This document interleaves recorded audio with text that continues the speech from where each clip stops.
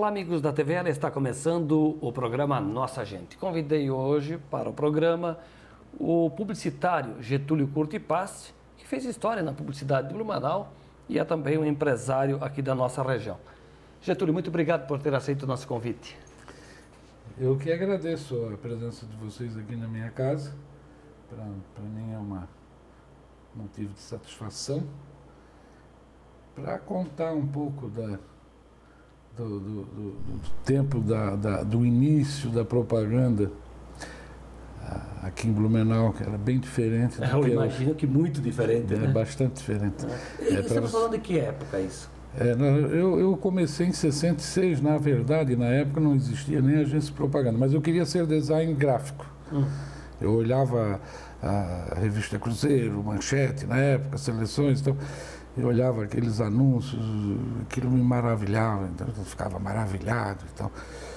E acabei iniciando em gráfica, na impressora paranaense, que não existe mais aqui, era atrás do campo do antigo Beck. Que também não existe mais. Que também não existe mais. Então, como referência, é próximo ao Tabajara. Próximo ao Tabajara, exatamente.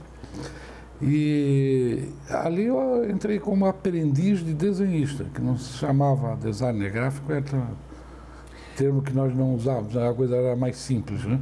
Mas naquela época, a impressora paranaense era uma empresa conceituada. Bastante, muito conceituada. Aí depois da Paranaense passei para a 43, que até hoje existe em Blumenau. E após esse período, tive um período de quartel e tal, e logo depois que eu saí do quartel, eu fui morar em Florianópolis. Fui trabalhar numa empresa de publicidade e cinema, era Cine Publicidade. E em seguida, essa mesma empresa me transferiu para Curitiba. Passei uma época em Curitiba e tal, mas não me adaptei, clima muito frio, eu acabei voltando para o Blumenau. Bom. Aí sim, aí nesse período já existia um ensaio de agência, vamos dizer assim, era na verdade mais um estúdio, que era o Estúdio Vink. Mas então, quando o senhor voltou, já tinha uma base, digamos assim? Já. Tinha pessoal iniciando, já existia a Magna Publicidade, que era do Romeu Lourenção, que hoje está em Florianópolis, tal, era do Dr. Ayrton Rebelo. Então, a coisa estava se iniciando. Aí eu vim vim trabalhar no Estúdio Vink. Depois fui trabalhar com o Romeu Lourenção na Magna. Depois fundamos a Escriba. O Horácio, saudoso Horácio Brown, e o Osmar Lachevitz e o Ivandel de Souza, irmão do Avilso de Souza. Aí fundamos a Escriba e tal, mas as coisas estavam muito difíceis. E o pessoal, naquela época, existia TV Coligadas, TV Cultura de Florianópolis. Então, todas as duas com abrangência no estado todo. Existia o Jornal de Santa Catarina, que foi fundado em 69, em Offset e tal, e o Jornal O Estado. E a Notícia em Joinville, mas a Notícia ainda não era Offset. Então, tudo que se fazia aqui aparecia no estado todo.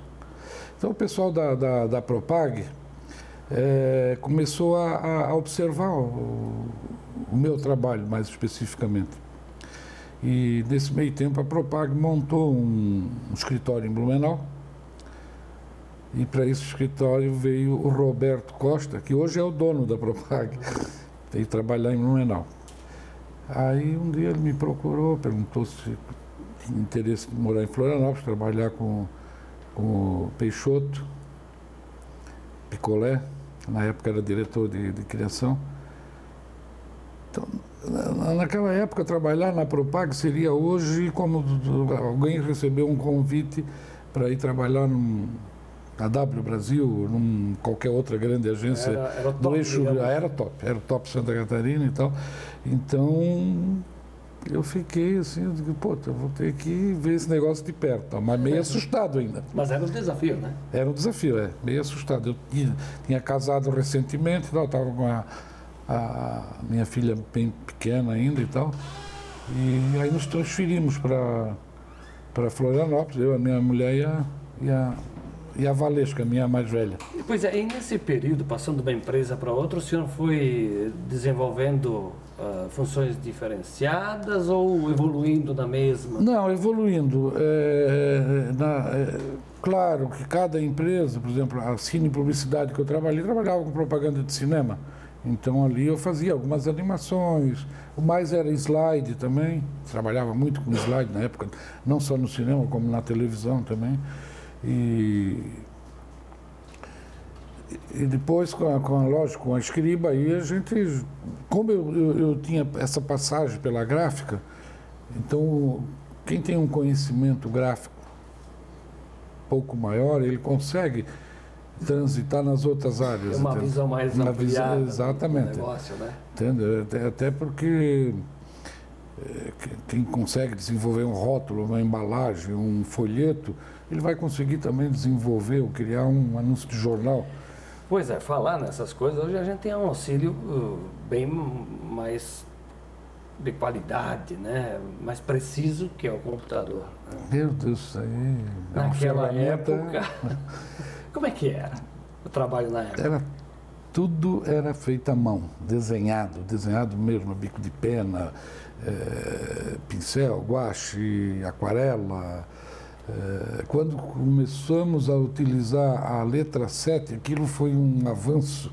A letra 7 eram letrinhas que vinham com tipo decalque, que você decalcava no papel, aí não dava no tamanho, você tinha que fotografar, reduzir ou ampliar. Então era bastante trabalhoso. Os textos eram montados, eram impressos tipograficamente. E aí nós montávamos, fazia aquela arte final toda colada, toda montada, depois era fotografado. Então, olha, era uma coisa assim... O senhor fala que era trabalhoso, né? Desenvolver as peças, enfim. Agora, eu imagino que tem que ter muita habilidade para isso. Na verdade, é o seguinte... Ou tinha algum segredo? Não, o que eu digo é o seguinte, o que melhorou para os dias de hoje? Ferramenta. O computador, ele não é nada mais, nada menos que uma ferramenta de trabalho. Em todas as áreas, não só na área de propaganda, né, qualquer outra atividade também. Então, o talento, a criatividade, isso não mudou. Isso a pessoa, mesmo que saiba trabalhar bem no computador, com os programas existentes para o desenvolvimento, né, de anúncios, embalagens e tudo mais, ele continua tendo que ter talento e criatividade. Você fala muito na publicidade, em criatividade, né, boas ideias. Sim. Né? Então, atrás da máquina tem que ter esse sujeito. Tem que ter a pessoa com talento. Agora, Getúlio, é claro que a TV, o jornal, a revista, não sei se na época se fazia também, no seu caso, peças para rádio. Sim, também. Tem um tempo que o cliente precisa que a peça esteja pronta e até o veículo para colocar, né? Isso veicular. E aí, com esse trabalho manual, esse tipo de coisa artesanal, era trabalhar com outro relógio o tempo todo, né? É lógico que os prazos eram maiores, né? Para a gente trabalhar, até porque se sabia das dificuldades, por exemplo, surgiu a fotocomposição numa determinada época, depois da letra 7. Essa fotocomposição nós mandávamos fazer de Curitiba, vinha de... Não existia, a única coisa que existia era telex. Internet, nem se imaginava.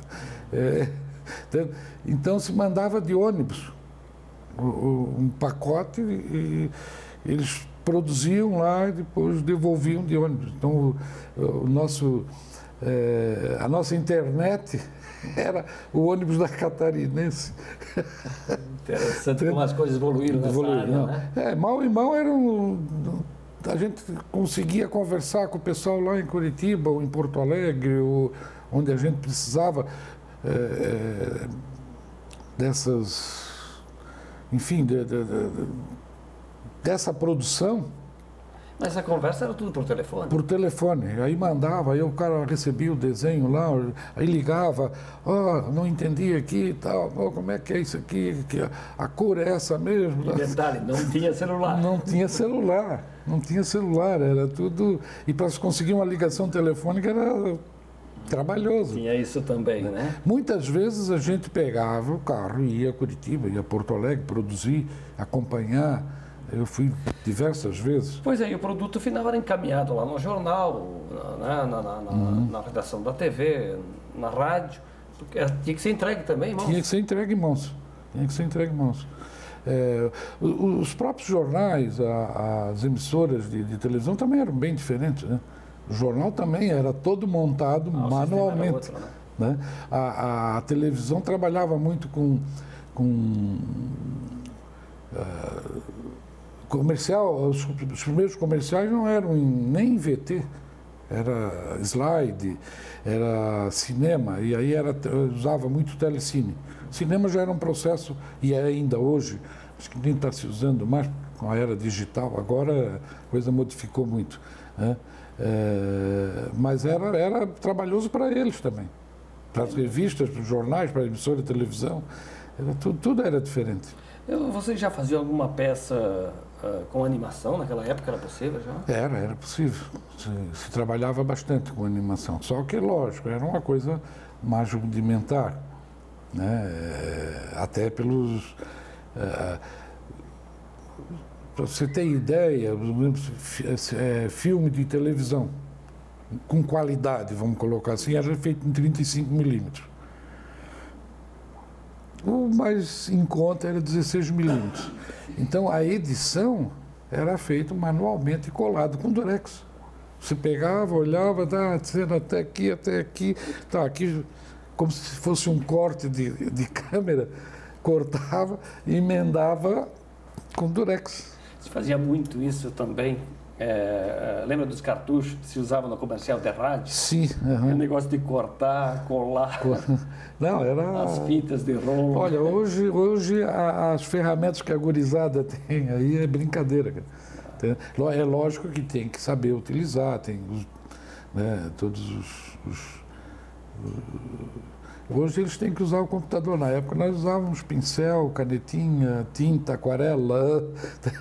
É só essa a diferença. E o trabalho era produzido durante o dia? Porque tem gente que gosta, e tem por natureza, é de cada um, que a coisa rende mais à noite. Olha, eu sempre gostei de trabalhar durante o dia. Quando necessário, trabalhávamos à noite, final de semana. Você tinha que entregar, tinha prazo. Eu mesmo aqui em Blumenau, já tinha a minha agência, me lembro uma vez que eu tive que trabalhar Dia dos Pais. Os meus filhos eram todos pequenos ainda. Então eu falei para minha mulher, eu disse, eu acredito que sábado à noite está tudo pronto, domingo eu vou estar aí. Só que o trabalho não ficou pronto. Aí precisou fazer hora extra. Não, trabalhei domingo, não, mas domingo eu vou para almoçar.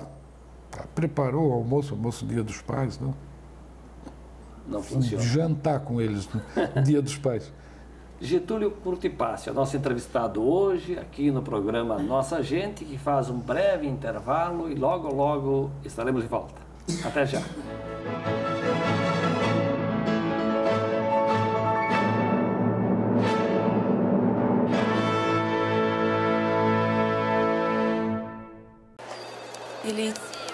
Ele tinha um sorriso irônico. O rosto era meio redondo. Dos olhos eu lembro bem. Ele tem um olhar forte. Nós vamos buscar esse elemento. É esse cara. Você tem certeza? Identificar os criminosos da internet não é simples. Acesse www.denuncie.org.br e saiba como se proteger.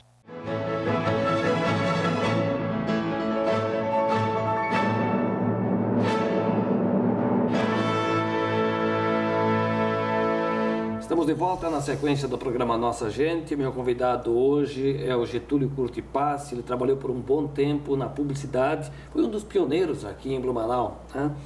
O senhor lembra uma peça que marcou aquela publicidade que ficou na memória dos blumenauenses por um bom tempo? Eu lembro, sim. Uma peça que nós desenvolvemos em 1987, foi uma campanha para o governo do estado, campanha de turismo, Santa e Bela Catarina. Isso foi uma criação minha e da equipe que estava comigo na época também, lógico, né? Então isso ficou muito marcado. Na época nós conseguimos participar de uma concorrência no governo do estado e fomos pré-qualificados. Só que, lógico, com a pressão das agências de Florianópolis na época, um pouquinho de dor de cotovelo e tal, para que as coisas fossem feitas pelas agências de Florianópolis. Isso sempre existiu e sempre vai existir, né? Mas conseguimos, com a campanha Santa e Bela Catarina, fazer um marco na propaganda de Santa Catarina e tal, do turismo do catarinense, entende? O senhor fala em impressão, e aí me vem em mente uma coisa que eu imagino, que por ter sido pioneiro, um deles, né, de certa maneira foi preciso quebrar um paradigma. As grandes empresas, imagino, tinham lá publicidade com agências em grandes cidades, nas capitais, e para ganhar esse cliente daqui, como é que foi? Nós, na verdade, isso existe até hoje, né? As coisas sempre acontecem primeiro num grande centro. Nós, para quebrarmos esse paradigma, tivemos um período que nós fizemos um acordo operacional com uma agência de Campinas. E tivemos bons resultados com esse acordo operacional, na conquista de vários clientes que anunciavam a nível nacional e regional, região sul e tal. Era uma forma, e hoje eu vejo que tem até, inclusive, agências que, com esse... O CAL, na época da direcional, fez esse acordo, um acordo semelhante com a DPZ. Hoje eu vejo a Metra trabalhando em conjunto com a Scala de Porto Alegre. É uma forma de realmente você buscar esse cliente e tal.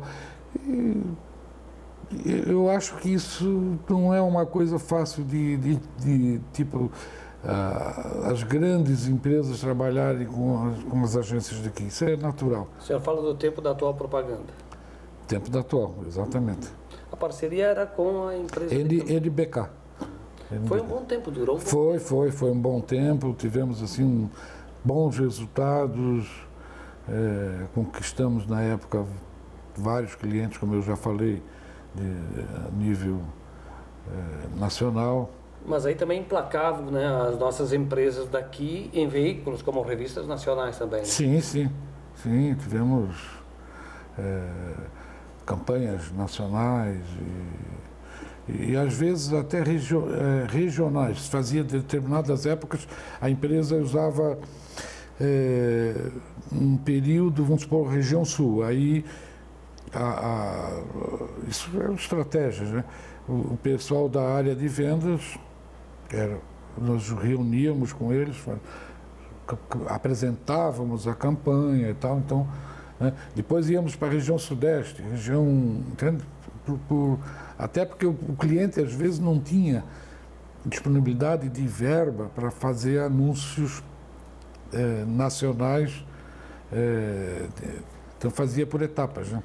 Getúlio, o senhor falou sobre os primeiros passos na publicidade, o senhor está inserido nesse processo, e em Blumenau surge também um pouco depois o primeiro curso de publicidade e propaganda lá na FURB. Qual foi a sua participação aí para a criação do curso? Na época o FAO, ele era presidente do sindicato das agências de propaganda de Santa Catarina.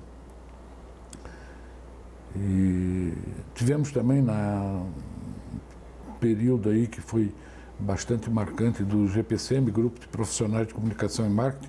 O FAO também foi presidente, eu fui presidente, o CAL, o Antônio Severo, que hoje está em Florianópolis, na época ele era diretor executivo aqui da RBS, Francisco Socorro, que também está morando em Florianópolis, que era executivo da Hering, né?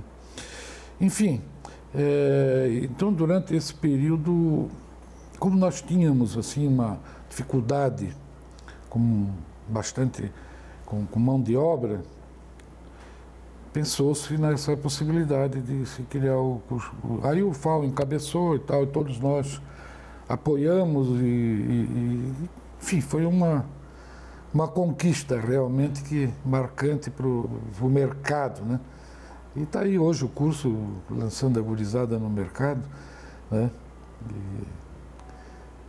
Bacana, então era mais para qualificar a mão de obra, né? E até pela escassez. Sim, pela escassez de mão de obra.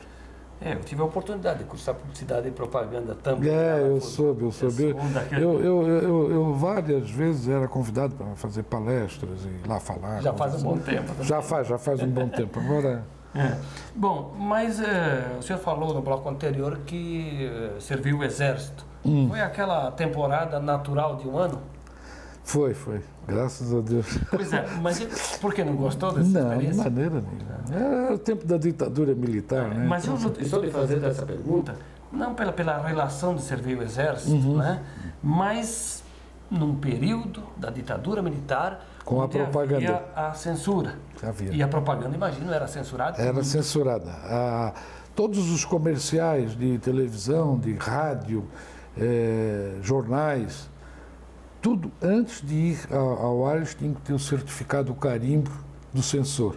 Poxa, dava aquele trabalho para fazer. Inclusive, em Florianópolis, uma ocasião, 1974, na Copa de 74, a Philips lançou uma TV a cores, para ser comercializada naquele período. Que, digamos, era uma novidade.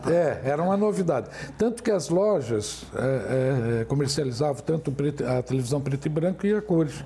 Eu falo que era uma novidade a TV em cores, porque ela foi inaugurada no Brasil em 1970. Foi lá com a Copa da Uva. Exatamente. Começou lá, né, em Caxias do Sul. Mas, por favor, conclua. E aí, então, como...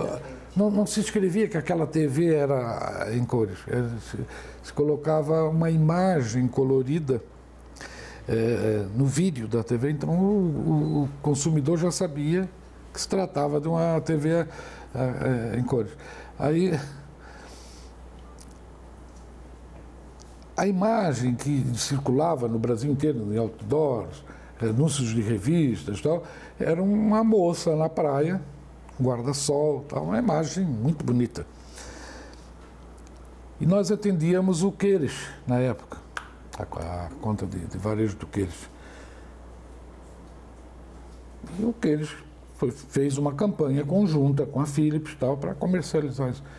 Então já vinha da Philips, nós apenas montávamos, criávamos um texto e as imagens, tudo era...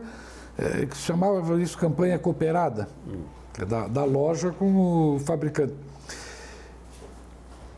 Aí tudo montamos, os slides. Aí quando foi para a censura, o censor, atentado ao pudor. Aí o dono da agência, na época, o Antônio Severo, ele enloucou, né? Ele não foi lá a primeira vez, foi um funcionário levar e tal, porque aquilo era corriqueiro. Então, aí foi lá, discutiu com o censor, aí piorou mais ainda. Não passou. Não passou. Resultado, nós tivemos que refazer.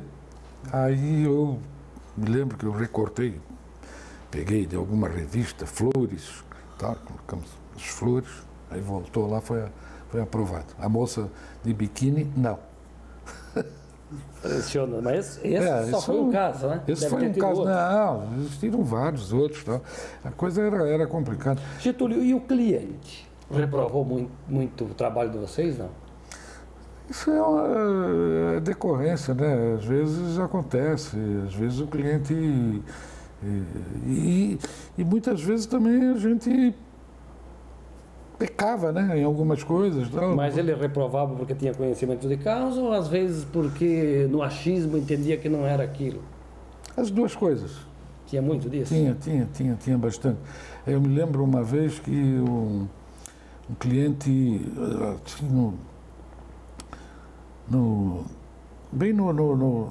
iniciou-se, né, com a informática nas primeiras estações de imagem e tal. E, claro, as pessoas compravam microcomputadores para ter em casa e tal, e a molecada detonava. Aí eu cheguei para o cliente, uma campanha e tal, apresentamos tudo, os layouts e textos e tal. Chegou no final, quando foi na hora dos valores, o cara, isso está muito caro. O meu menino lá em casa, ele detona, ele faz coisas maravilhosas. Aí eu simplesmente peguei minhas páginas, fechei, então, tudo bem, só faça com o seu menino. Eu não vou mais trabalhar. Agora, que a gurizada manuseia bem os computadores hoje. Lógico, eu vejo meus netos aí, rapaz. Mas aí, às vezes eu tenho que estar perguntando para eles. Mas aí é hoje. Porque na época era todo mundo igual. Mas aí a criar, manusear o equipamento é uma coisa. Agora, ter o talento para criar uma campanha, tal, fazer um texto e tal, aí a história é bem... Getúlio, a gente falou muito aqui sobre o seu trabalho, a dedicação à publicidade, à propaganda, mas fora isso, o que o senhor fez na vida? Deve ter feito tantas coisas. Depois aí, na década de 90, 92 e tal, aí eu encerrei depois de 35 anos de publicidade, propaganda, encerrei com a agência e nós compramos um restaurante na Ponta Aguda, e a minha mulher que trabalhava comigo na agência foi primeiro para o restaurante e tal, com 2 anos lá, e eu fiquei na agência, mas depois resolvi ir para o restaurante também, que estava remunerando, estava rendendo mais. Aliás, a família continua no ramo de restaurante. Na verdade, o primeiro a entrar no ramo de restaurante foi o meu filho, né, que é o restaurante Celeiro lá da Ponta Aguda, o Gustavo. E depois a minha filha, a mais nova, também teve um restaurante lá na esquina com a Nereu, onde hoje é o chefe Manu, né? Na época era o restaurante Café Colonna.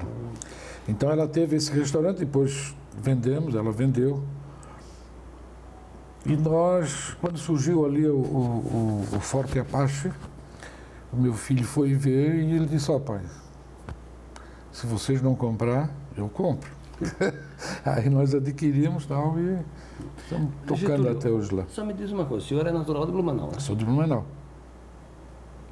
Em que região aqui o senhor nasceu, se criou? Aqui no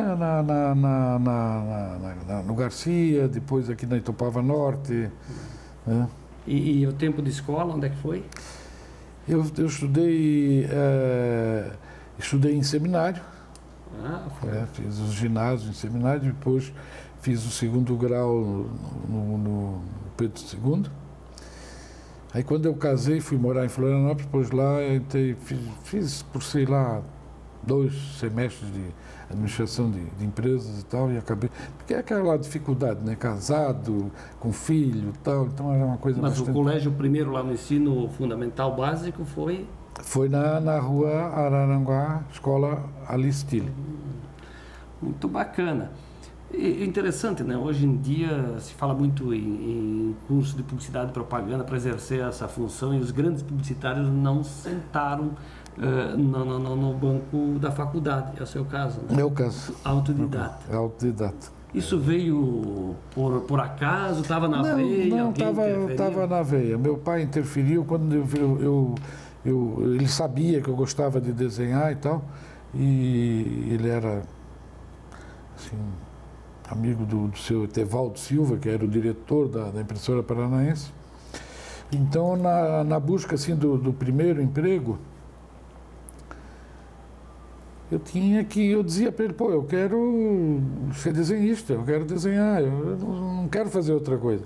Aí ele conversou com o seu Etevaldo, só manda o menino para cá, que nós temos interesse de que ele se desenvolva nessa atividade. Então. Getúlio, fico muito grato por você me atender aqui, contar um pouquinho da tua história. Eu que agradeço. O programa vai ser editado por um publicitário. Eu, como lhe disse, também cursei publicidade e o senhor é o pai de todos eles aí na publicidade, como referência para nós aí nessa área. Imagina, acho que a gurizada de hoje aí vem com tudo e eu vejo hoje que o pessoal tem feito coisas muito boas aí na publicidade e propaganda.